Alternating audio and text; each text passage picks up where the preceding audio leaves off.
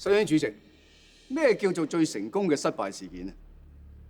文法上簡直狗屁不通，我完全唔同意呢份內部報告嘅結論。李生，你呢？主席，呢份內部報告我係有睇過，但係我完全冇份參與，亦都冇補充。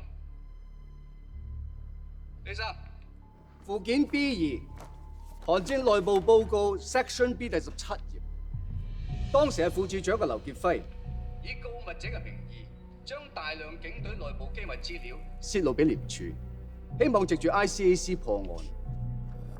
佢呢個做法，李生你事前知唔知情？我事前並唔知情，但係警察通例第6章22節明文規定，警務人員不可以發出匿名信件，此舉可被視為有損警隊良好秩序及紀律行為。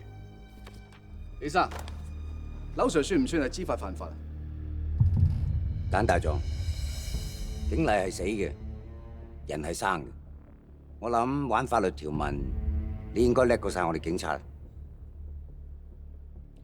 主席，我哋翻返去韓戰內部報告第57頁，喺舊年12月26日晚上，地點發生喺李先生你屋企。當時劉 Sir 已經充分掌握晒你個仔嘅犯罪證據。作為一個父親，為咗維護法紀而大義滅親，的確令人尊敬。我想問下李生，你有冇懷疑劉傑輝先生嘅誠信同埋領導能力？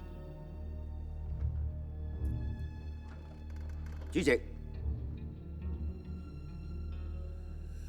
本來我對於劉傑輝處長嘅誠信絕無半點質疑，但喺西營盤港鐵事發當日期間發生咗一件事。當時劉處長同李家俊喺車上邊有一番對話。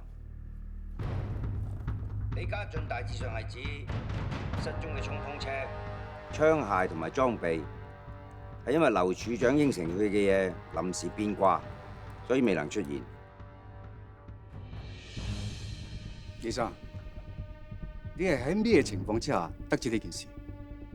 當時我喺警察總部目擊成件事嘅發生。咁李家俊喺對話所講，劉 Sir 應承佢嘅嘢而臨時變卦，有冇講明係啲乜嘢？